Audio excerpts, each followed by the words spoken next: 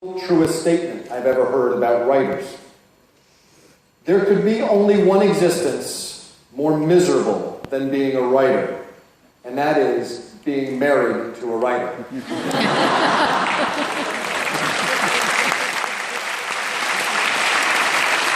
Now, my wife Blythe could not be here tonight, or we would have her stand up and thank her. She tolerates me with remarkable grace. In addition to being my #1 researcher and first-pass editor, she is a perpetually grounding and humbling force in my life, as all wives should be. In Blythe's world, the New York Times bestseller list has no relevance to who empties the dishwasher or takes out the trash. It just doesn't matter. At the height of the Da Vinci Code's popularity, a major news magazine ran a big cover story with my photo, and it said, "Does Christianity have anything to fear from Dan Brown?" So I saw this, and feeling quite influential, I put the magazine on Blythe's desk so she could see just how important a man she had married. Yeah, that was her response.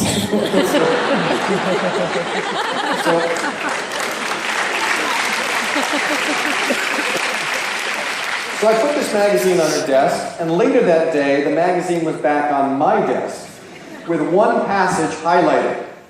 It was a quote from a prominent British priest who answered the question on the cover of the magazine with the following statement. He said, "Christian theology has survived the writings of Galileo and the writings of Darwin.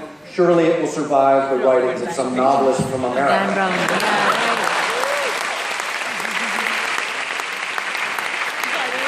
So I threw the magazine in the trash and I took out the garbage. How many of you have seen the movie version of the Da Vinci Code? Oh, a lot of you. Okay, great. At first I was not entirely convinced I even wanted to make a movie. For me, the magic of a book lies in its ability to be different things to different people. For example, when children first began reading Harry Potter, every single child created in his or her mind a unique mental image of Harry and of these magical locations. However, as soon as the movie came out, every single reader pictured Harry as the actor. The character that children had once imagined in countless different ways now took a different form. To borrow an analogy, now took a single form. To borrow an analogy from quantum physics, when a book is turned into a movie, the quantum wave collapses and all possibilities cease to exist except one. And so with respect to the Da Vinci Code, I thought maybe I'd wait until I finished the Robert Langdon series, let the books live for a while, and then make them into movies. Eventually, though, I was convinced to take the plunge, and I had the great fortune to work with Ron Howard and Tom Hanks. I will never forget the first night filming. I think you've seen some slides of the movie sets. You may have recognized a little museum called the Louvre. That was the movie set the first night. And the novel takes place at night in the museum, and so we were filming at night in the museum.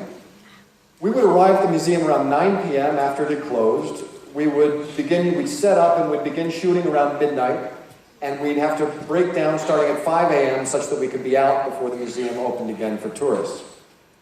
And it was on that first night at about 3 o'clock in the morning. Everyone was working, and I was wandering the deserted museum in between takes, and I found myself all alone, standing before the Mona Lisa. That quietly smiling face that had started this whole thing. And as if this in itself were not enough of a surreal life moment, I looked out into the grand gallery, and I saw an albino monk go running by. Needless to say, a pretty strange feeling. When you're a writer, you create a scene on a blank piece of paper, and a few years later to be standing in it in the flesh was quite an experience. While we were filming in Scotland, we had some visitors to the movie set, including my parents, which, to be honest, made me incredibly nervous. I was afraid my mom would flip out when she met Tom Hanks. But I was really afraid that my dad, the mathematician, would get behind the camera with Ron Howard and start suggesting more oblique angles. He was very well behaved. I could see he wanted to, but he was behaved. While we were on set, my mother commented that movie sets were strange places because they're filled with actors playing historical people, and you often heard things that you never thought you would hear a person say. For example, move the corpse 3 feet to the left, just don't get any blood on the Caravaggio. Another thing that was heard one night, could someone please get Mary Magdalene a Diet Coke? One night in Edinburgh, Scotland, Mr. Hanks, good news. Lady Rosalind called and you can use the bathroom in her castle. Things you never thought you'd hear. So when we finished filming, Columbia Pictures threw an after party at the Balmoral Hotel in Edinburgh, and the men were all informed that we were supposed to wear formal kilts, which I had never done. So before the party, I'm in a hotel room with Tom Hanks and Ron Howard and a few other people, trying to figure out how to wear a kilt. I was having some trouble, and Tom very kindly came over and helped me out. And at that moment, Ron asked me, Dan, when you started writing the Da Vinci Code, did you ever imagine you'd be in a hotel room in Scotland with Tom Hanks pinning your skirt?